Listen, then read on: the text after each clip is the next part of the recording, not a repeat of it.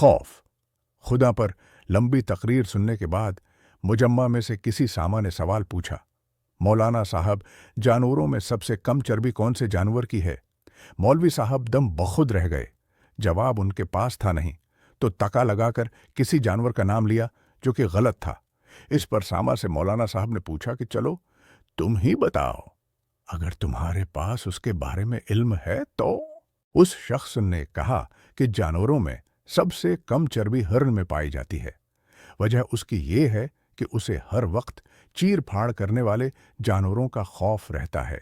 हती कि जब वो पानी पीता है तो कई मर्तबा अर्द गर्द नजर दौड़ाता है कि कहीं किसी का शिकार न बन जाऊं। यही वजह है कि उसमें चर्बी नहीं बन पाती।